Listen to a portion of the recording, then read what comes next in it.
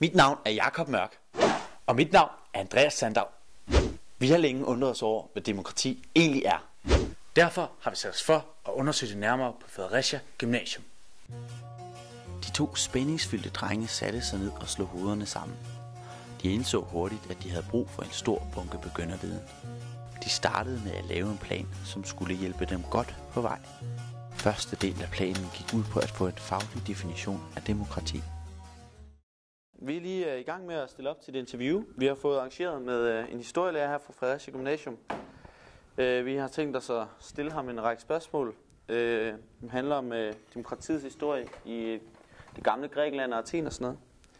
Så det glæder vi os rigtig meget til. Nu vidste vi at være klar. Jamen, altså, demokrati kommer jo fra græsk demos, folk, og kratein, styre, folkestyre, og det er en styreform, der udvikler sig i de græske bystater tilbage i antikken, cirka 750 før vores tid op til 500 efter vores tid.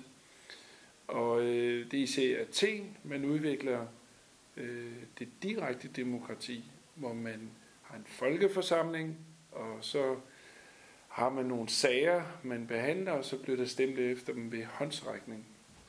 Og der er vi så nede også og snakke om det klassiske demokrati i 400-tallet. På samme tid begyndte grækerne at fokusere på to værdier i det politiske liv.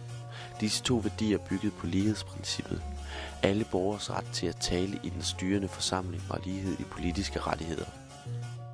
Efterhånden som den forsamling, hvor folket mødtes for at drøfte offentlige spørgsmål, blev opfattet som den suveræne myndighed, synes demokrati at have vundet indpas som betegnelse for den nye styreform.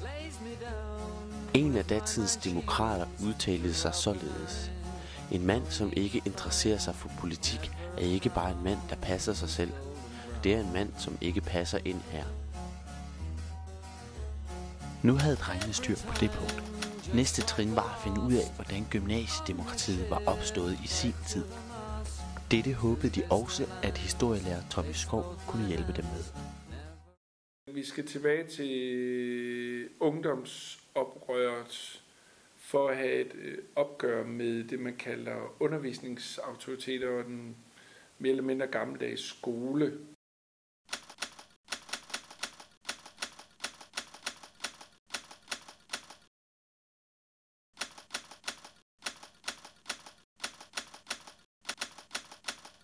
Ungdomsoprøret var en kultur, som startede at udvikle sig i 1960'erne.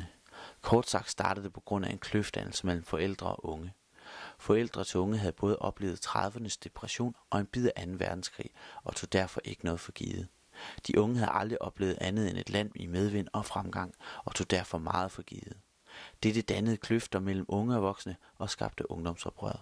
Med ungdomsoprøret får man en mere selvstændig ungdom, der definerer, hvad der er interessant og vigtigt, og derfor kræver man repræsentation i diverse råd og nævn i universitetet og på gymnasier for at få indflydelse på beslutningerne. Fjerde del af drengenes plan var at få styr på nogle spørgsmål omkring demokrati på deres eget gymnasium. Nu har vi været til nogle møder sammen med Poul Erik Madsen, rektor her på stedet, og vi skal have et interview med ham nu, og vi må håbe, det går godt. Så kom med.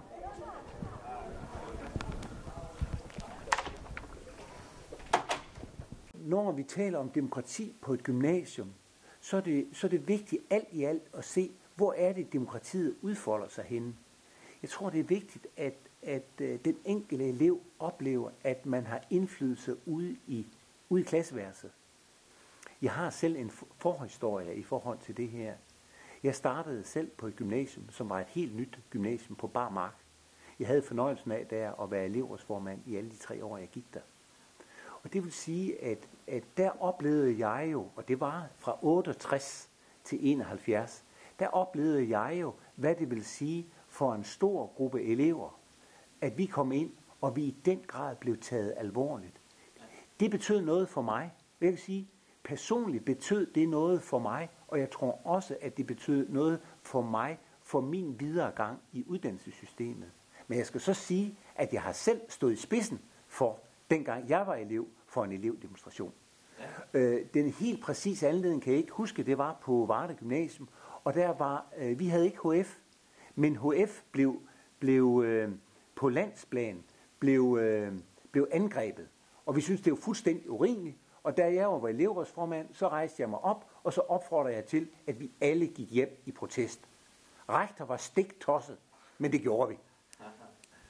Jeg synes egentlig, at i de første år, der var der i begyndelsen af 80'erne, der var der på den skole, jeg var, nogle meget aktive elevråd.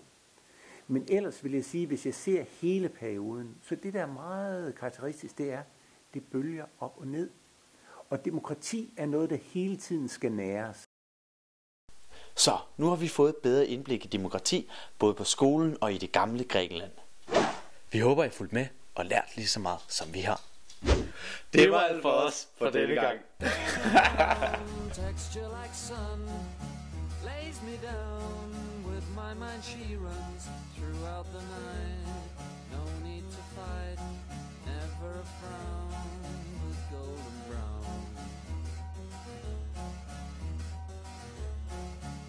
Every time, just like the last.